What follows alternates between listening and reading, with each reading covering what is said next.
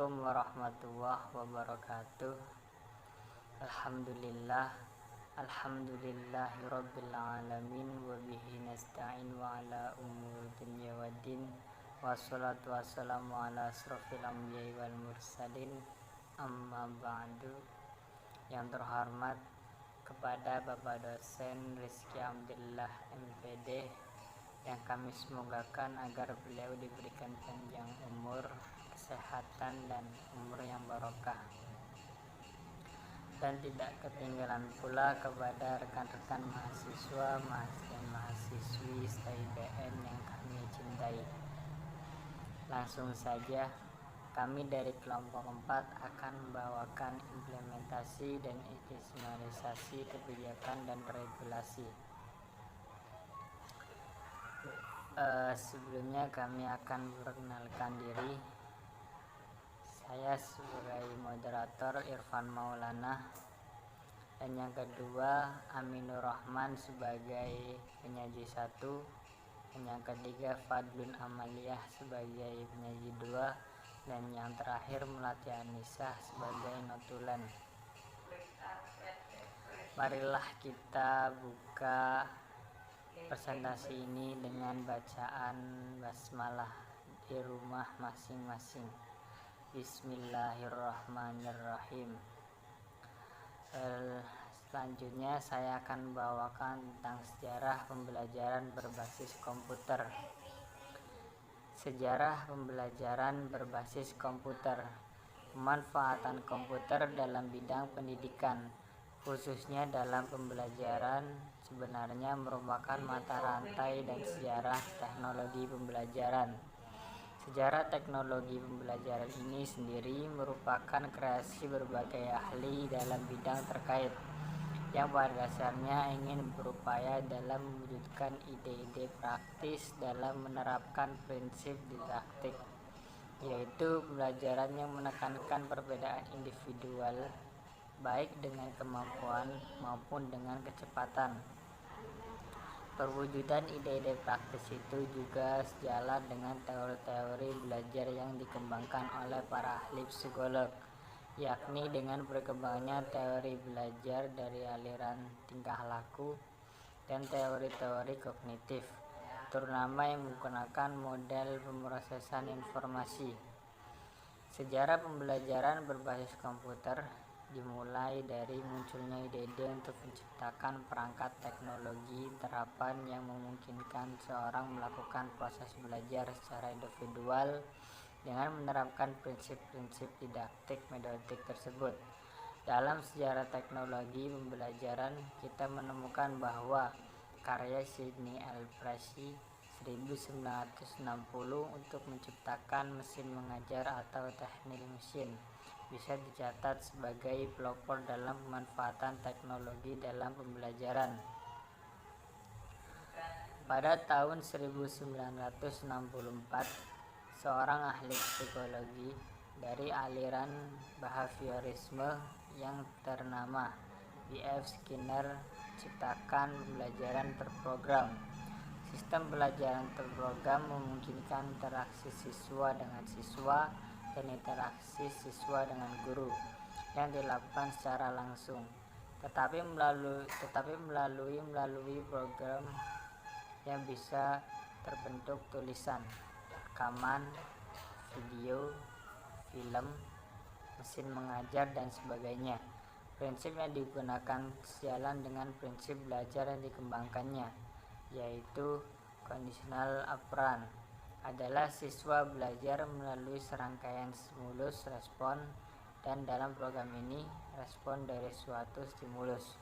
Pembelajaran berdasarkan komputer sangat dipengaruhi oleh teori belajar kognitif, model pemrosesan informasi, yang mulai berkembang pada tahun 1960 sampai 1970-an. Model ini menampilkan konseptualisasi dari sistem memori pada manusia yang mirip dengan sistem memori pada komputer. Itu dari pemaparan sejarah pembelajaran berbasis komputer. Sekian dari saya. Assalamualaikum warahmatullahi wabarakatuh. Selanjutnya yaitu pengertian pembelajaran berbasis komputer. Pembelajaran berbasis komputer diambil dari istilah Computer Assisted Instruction atau CAI, yaitu pembelajaran berbantuan komputer, dan Computer Based Learning atau Computer Based Instruction atau CBI, yaitu pembelajaran berbasis komputer. Istilah CAI lebih banyak digunakan di kalangan pendidik Amerika Serikat, sedangkan istilah CBL atau CBI digunakan di kalangan pendidikan Eropa. Pembelajaran berbasis komputer merupakan program pembelajaran yang digunakan dalam proses pembelajaran dengan menggunakan software komputer, yaitu CD pembelajaran, meliputi judul pembelajaran, tujuan pembelajaran, materi pembelajaran, dan evaluasi pembelajaran. Dalam pengertian lain, PBK merupakan suatu bentuk pembelajaran yang menempatkan komputer sebagai piranti sistem pembelajaran individual, di mana siswa dapat berinteraksi secara langsung dengan sistem komputer pada mata pelajaran yang sengaja dirancang dan diprogramkan oleh guru dalam sistem komputer. Dalam hal ini, kegiatan pembelajaran dilakukan secara tuntas, maka guru dapat melatih siswa secara terus-menerus sampai mencapai ketuntasan dalam belajar. Pelatihan yang diberikan guru dimaksudkan untuk melatih keterampilan siswa dalam berinteraksi dengan materi pelajaran melalui sistem komputer, terutama dalam pelaksanaan pembelajaran yang dilakukan. Dalam latihan, siswa dibiasakan menggunakan komputer seoptimal mungkin dan membentuk kebiasaan yang dapat memperkuat daya tanggap siswa terhadap mata pelajaran yang diterimanya. Hal ini dikarenakan dengan melalui pembelajaran berbasis komputer, siswa akan secara cepat dapat memperoleh penguasaan dan keterampilan yang diharapkan. PBK ini merupakan salah satu solusi yang tepat untuk mengatasi kelemahan dari metode pembelajaran yang klasik seperti metode ceramah dan yang lainnya. PBK ini dilakukan secara langsung dan mandiri dalam bentuk penyajian bahan-bahan pembelajaran atau keterampilan-keterampilan dalam satuan unit kecil yang akan mudah dipahami dan dipelajari oleh siswa, sehingga proses pembelajaran akan semakin menarik dan siswa akan tertarik serta termotivasi mengikuti pembelajaran di kelas. Kontrol pembelajaran dalam PPK ini sepenuhnya ada di tangan siswa, karena PPK menerapkan pola pembelajaran bermedia secara utuh sejak awal hingga akhir menggunakan piranti komputer. Selanjutnya akan disampaikan oleh Mbak Ami Nurrohmah. Nama saya Ami Nurrohmah akan melanjutkan presentasi poin ketiga, yaitu prinsip-prinsip pembelajaran berbasis komputer. Prinsip-prinsip pembelajaran berbasis komputer di sini ada 4. Yang pertama, berorientasi pada tujuan pembelajaran. Dalam mengembangkan pembelajaran berbasis komputer harus berorientasi pada tujuan pembelajaran, baik kepada standar komputer, kompetensi dasar, dan indikator yang harus dicapai pada setiap kegiatan pembelajaran. Apapun model pembelajaran berbasis komputer yang dikembangkan, baik itu drill and practice, tutorial, simulasi, maupun instructional games, harus berpijak pada tujuan pembelajaran yang telah ditetapkan dalam perencanaan pembelajaran berbasis komputer. Prinsip yang kedua, berorientasi pada pembelajaran individual. Pada pelaksanaan pembelajaran berbasis komputer dilakukan secara individual oleh masing-masing siswa di laboratorium komputer. Hal ini sangat memberikan keleluasaan pada siswa untuk menggunakan waktu sesuai dengan kebutuhan dan kemampuannya. Yang ketiga, berorientasi pada pembelajaran mandiri. Pembelajaran berbasis komputer bersifat individual sehingga menuntut pembelajaran secara mandiri.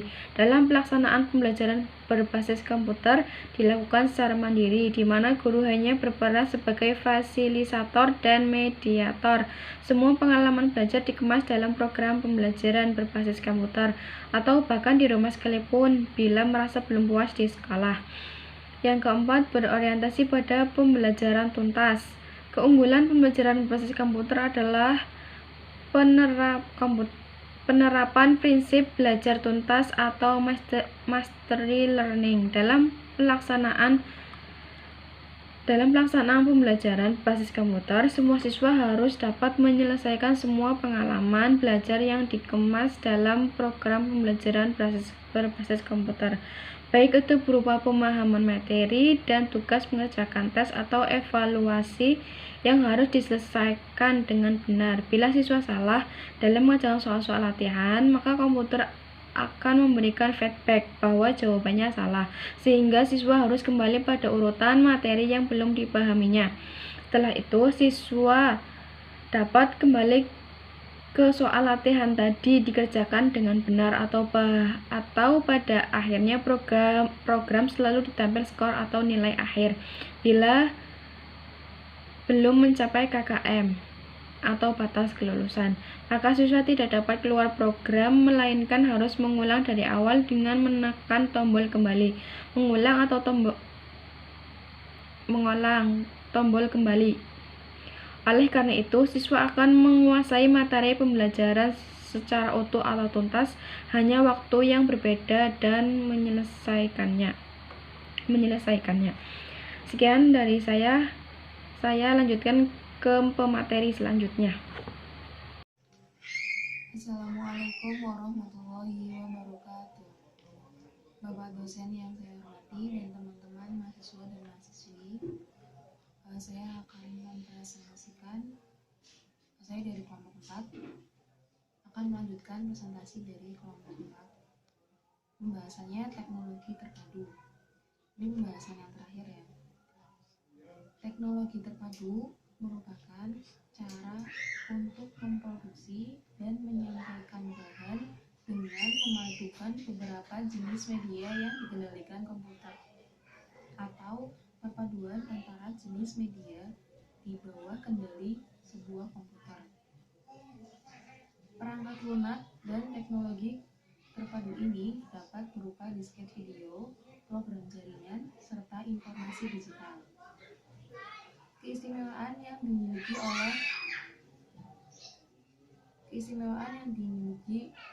oleh teknologi terpadu ini adalah adanya interaktivitas pembelajar yang tinggi dengan berbagai macam sumber belajar.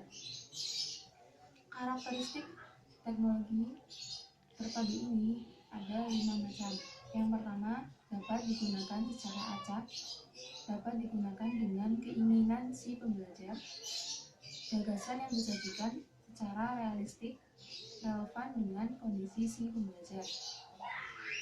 Bahan belajar menunjukkan interaktivitas pembelajar yang tinggi. Yang terakhir yaitu belajar dipusatkan dan diorganisasikan menurut pengetahuan kognitif, sehingga pengetahuan terbentuk pada saat digunakan. Sekian, wassalamualaikum warahmatullahi wabarakatuh.